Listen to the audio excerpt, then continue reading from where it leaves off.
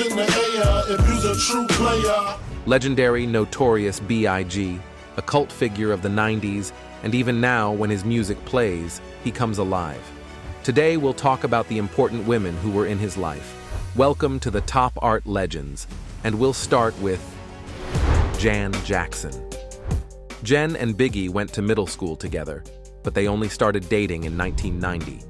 Jackson talked about their relationship in an interview with XXL magazine in 2004.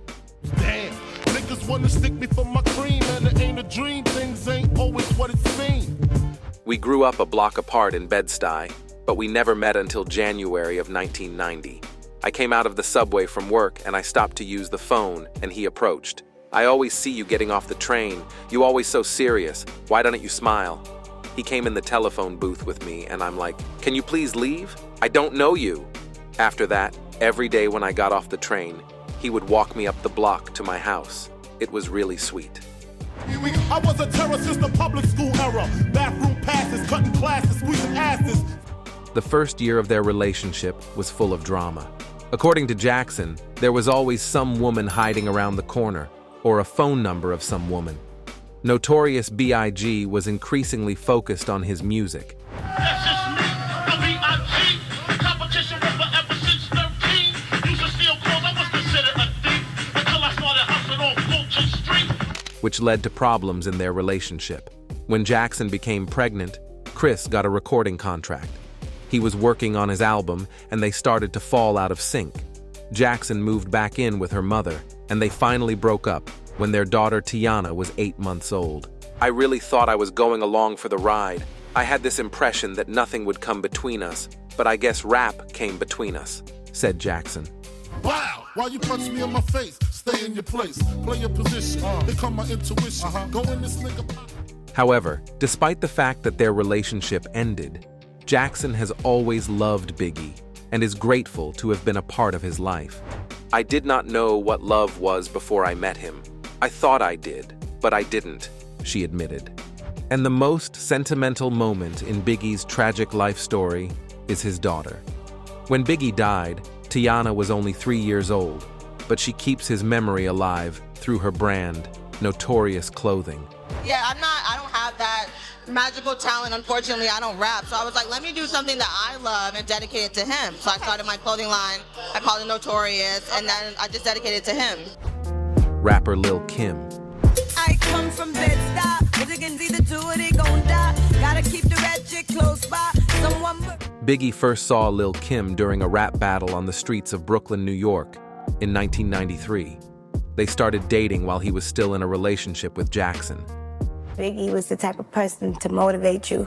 He always wanted anyone to succeed. He always wanted everybody to have a better life for themselves. He became my friend, my lover, my everything. I was his biggest fan. Kim, who eventually joined Big's group, Junior MAFIA, told Entertainment Weekly. Lil Kim's debut album, Hardcore, was released in November 1996, and with its release, she shook up the rap industry. If Peter Piper pecked him, I bet you Biggie bust him. He probably tried to fuck him. I told him not to trust him. While most female artists didn't write their own lyrics, this wasn't the case for Queen Bee. Biggie coached her on cadence and rhythm, but she wrote most of her material herself. You's the one I trusted. Who would ever think that you would spread like mustard? Shit got hot, you sent feds to my spot.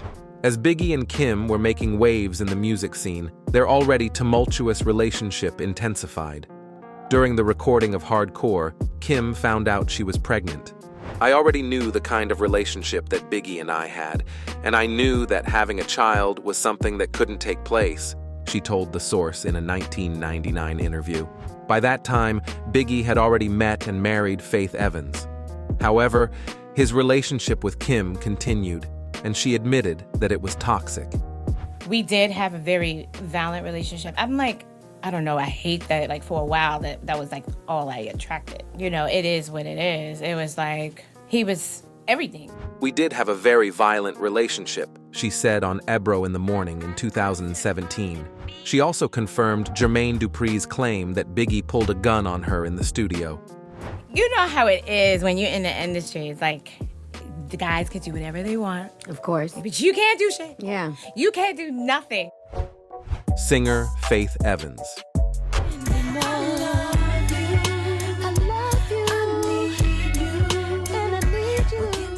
They met in 1994 during a photo shoot for Bad Boy Records.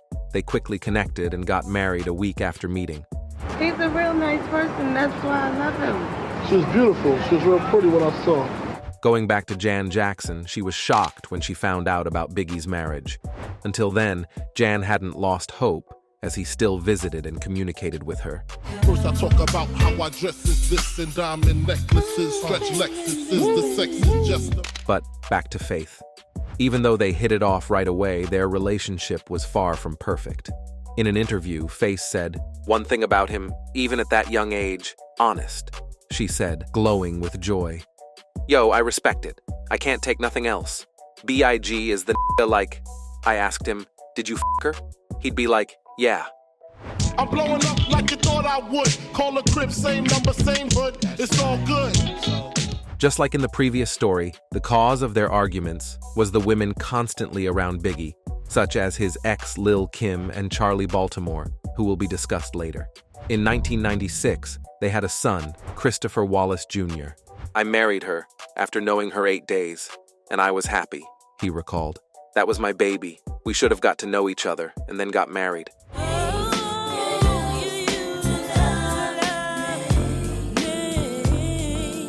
The relationship kind of dissolved, but we're still going to be friends. I love her. We have a baby together, and we're always gonna love our kids. Before his unsolved death, they had separated. But after Biggie's death, Faith and Jen and their children became close and like a family. Got you. So what's it like now with you and Faith and me? Now it's one big happy family. She's like I call her my wife-in-law. Like, everything is cool. I can't even imagine what the structure would be without her and the kids there. Rapper Charli Baltimore.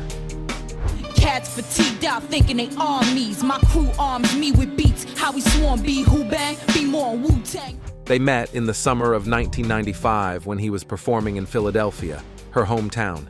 At that time, Charli was just beginning her music career. Baltimore then went on tour with Biggie, and he helped her develop her rap skills. He had the best sense of humor and best personality, so it was a natural progression into a relationship, Baltimore recalled. In 1996, they started a relationship. While they were dating, Faith became pregnant. Well, obviously, he still had feelings for her. He married her, but then he also wound up having a baby with her.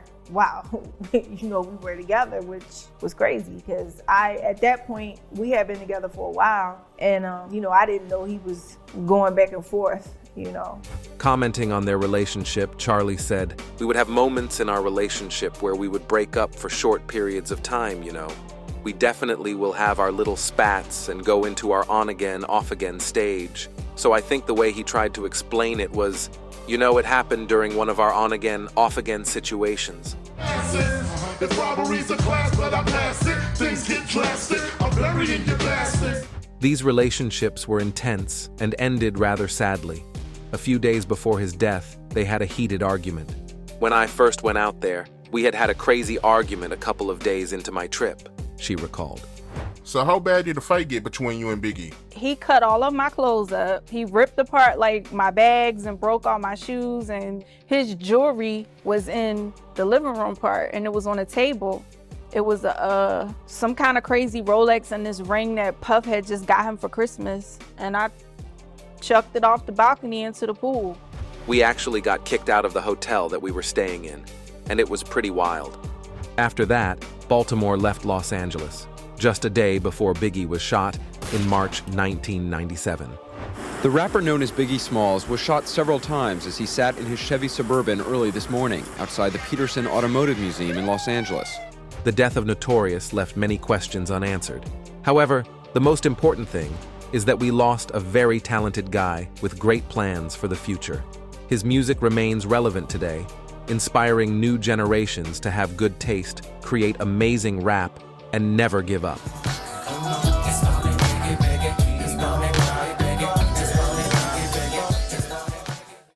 Thank you for watching this video. If you enjoyed it, please hit the like button, subscribe to our channel, and hit the bell. You can also write a comment in the comment section down below. See you later on the Top Art Legends.